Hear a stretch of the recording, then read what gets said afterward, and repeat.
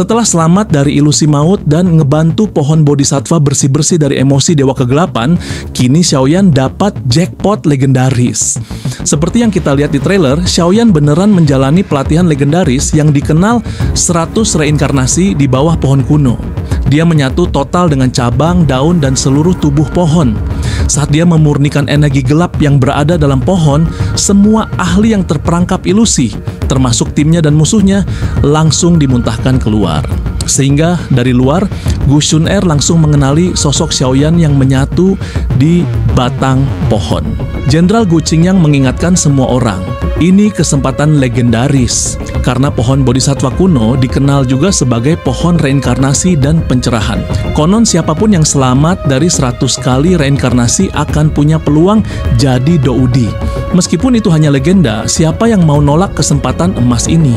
Ini semua bisa terjadi berkat pohon bodhisattva memberi reward kepada Xiaoyan karena telah membantunya. Sehingga pohon bodhi memberi izin Xiaoyan untuk menjalani 100 reinkarnasi atau meditasi di bawah pohon kuno. Bayangin jiwa Xiaoyan menjalani semua skenario hidup yang mungkin terjadi. Kadang dia kehilangan gurunya selamanya, kadang dia mengalahkan Hun Tiandi dan jadi dewa, dan di lain waktu dia malah dibunuh oleh Hun Tiandi. Bahkan di beberapa kehidupan dia nikah sama Ratu Medusa, sebaliknya di kehidupan lain dia dibunuh oleh Ratu Medusa saat masih noob dan banyak lagi. Setelah menjalani kehidupan sebanyak itu, Xiaoyan telah memperoleh pengalaman yang tak tertandingi.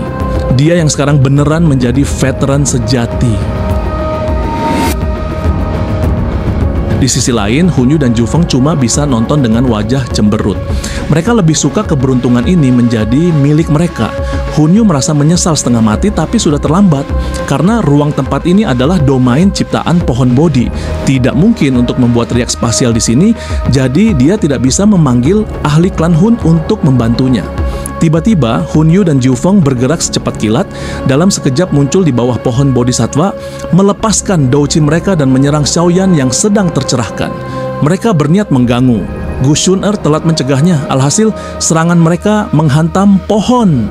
Namun pada saat itu, tiba-tiba gelombang kekuatan mengerikan datang dari pohon bodhisattva menghantam balik Hunyu dan Jiufang.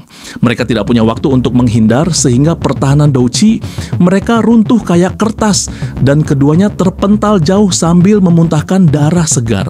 Semua orang terkejut. Dua ahli teratas, Hunyu dan Jiufeng, langsung kalah dalam sekejap. Pohon bodhisattva kuno ini jelas-jelas melindungi Xiaoyan. Melihat kejadian ini, Gu Xuner menghela napas lega melihat Xiaoyan belum terbangun, namun permusuhannya terhadap musuh tumbuh. Gu Qingyang buru-buru menenangkannya. Dia sendiri melotot dingin ke arah anggota klan Hun. Tapi karena klan Hun dan suku Heavenly Phoenix jelas bersekutu, jadi mereka terpaksa menahan diri karena akan sulit untuk menghadapi keduanya jika sampai terjadi pertempuran berdarah. Di sisi lain, Hunyu dan Jufeng menyerah untuk mencoba menyakiti Xiaoyan. Mereka tahu bahwa pohon bodhi sedang melindunginya.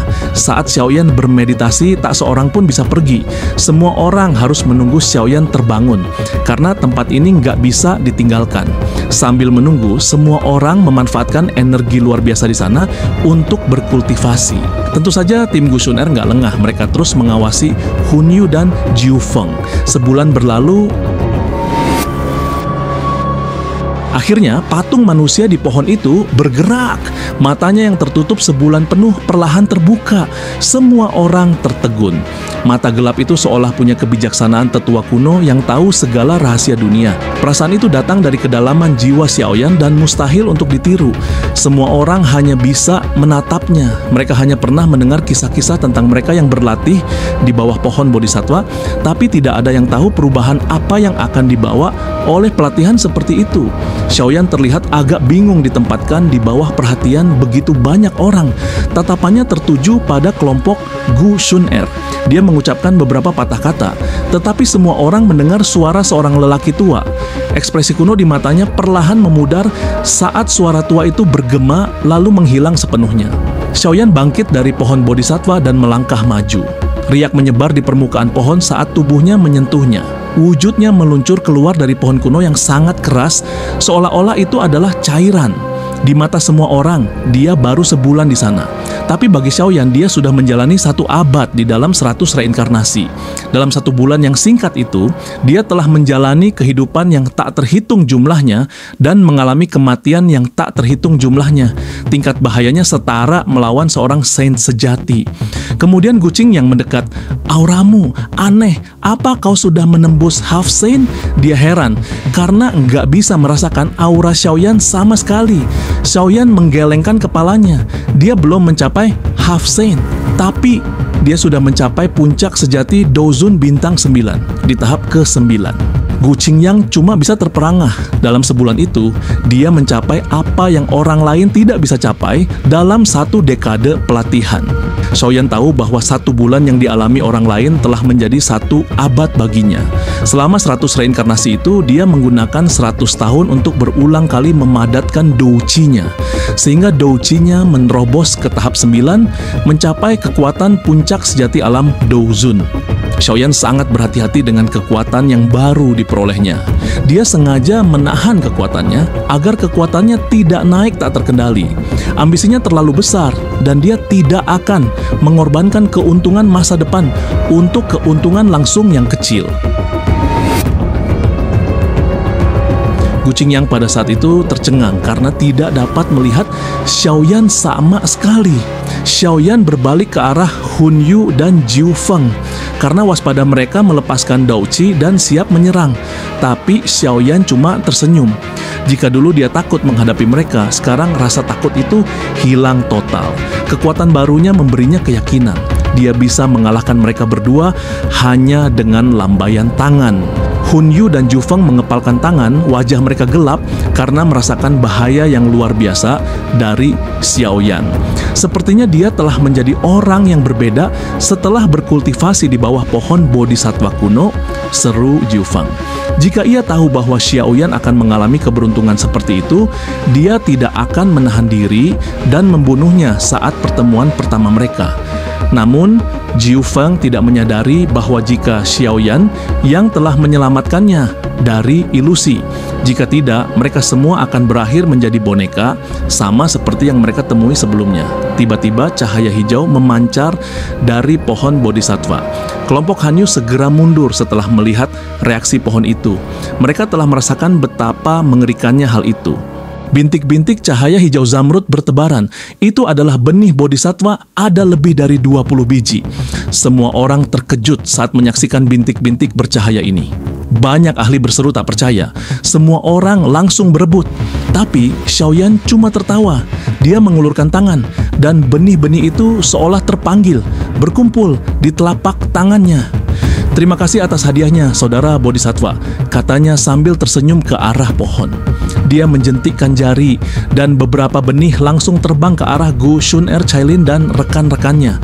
Mereka dapat bagian.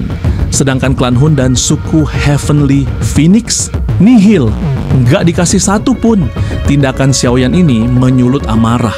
Api merah menyala di mata mereka. Jiu Feng murka. "Xiaoyan, kau cari mati." Xiaoyan perlahan menoleh, merasakan niat membunuh. Tatapan matanya yang dingin menyerupai mata binatang buas tertuju pada Jiu Feng. Jiu Feng tiba-tiba merasakan hawa dingin merayapi kulitnya ketika tatapan Xiaoyan mendarat padanya. Baru saat itulah ia tersadar kembali. "Kami memasuki pohon bodhisattva kuno bersama-sama dan mengatasi rintangannya berdampingan. Namun kau menolak memberi kami bahkan satu benih bodhisattva pun. Apakah kau tidak terlalu bias?" tuntut Jiu Feng. Xiaoyan tertawa. "Bias? Aku rasa kau salah. Kau ingat percakapan pertama kita kan?" Xiaoyan tahu kata bias cuma alasan orang lemah. Benih ini terlalu penting, bisa meningkatkan peluang jadi sen. Dia nggak akan bodoh menciptakan musuh kuat untuk dirinya sendiri. Jiu Feng masih mempertahankan rasionalitasnya dan tidak langsung menyerang. Sebaliknya, ia menoleh ke arah Hun Yu yang sudah di puncak amarah. Hun Yu menuntut Xiaoyan menyerahkan 8 benih bodhisattva kepada suku Honglan dan Phoenix Surgawi demi menghindari konflik. Xiaoyan membuka tangan, menunjukkan 11 benih tersisa. Jika ia memberikan 8, hanya 3 yang tersisa untuknya. Xiaoyan menggelengkan kepala. Aku menolak. 2 kata sederhana itu memicu perang. Hun Yu langsung memerintahkan semua orang menyerang. Para ahli klan Hun dan Phoenix melepaskan douqi mereka tanpa ragu dan mengepung kelompok Xiaoyan. Gu Shuner menjadi khawatir. Hun Yu, apakah kau benar-benar berniat memulai perang besar antara Gu Clan dan Hun Clan? Hun Yu menjawab bahwa klannya tidak pernah takut pada Gu Clan. Mereka hanya menahan diri untuk tidak bertindak sementara waktu. Terlebih lagi, Xiaoyan telah lama menjadi target mereka. Selesai berbicara, kelompok Gu Uner langsung merasakan tekanan yang menghancurkan keluar dari Hun Yu. Semua orang mengerti bahwa Hun Yu adalah salah satu dari 3 teratas generasi muda klan Hun dan mengalahkannya tidak akan mudah. Atas perintahnya, pertempuran pun dimulai. Para ahli Hun Clan dan Phoenix melancarkan serangan sengit terhadap sekutu Gu Shuner. Namun, kelompoknya tidak goyah. Kekuatan mereka tidak kalah dari lawan-lawan mereka. Gu Shuner segera menyarankan agar ia sendiri yang menghadapi Hun Yu. Namun, Xiaoyan menolak. Ia tahu bahwa bahkan sebelum berkultivasi di pohon Bodhisattva kuno, ia sudah bisa mengalahkan Hun Yu. Kini setelah kekuatannya semakin meningkat, ia benar-benar melampauinya. Rekan-rekannya akan menghadapi Zhu Feng dan yang lainnya. Sedangkan Xiaoyan sendiri, ia melangkah maju sambil tersenyum. Semua orang mundur ketakutan, meninggalkannya berhadapan langsung dengan Hun Yu.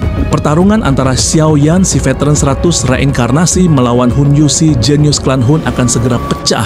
Siapa yang akan menang? Next video guys! Seperti biasa, berikan dukungan kalian melalui like, komentar.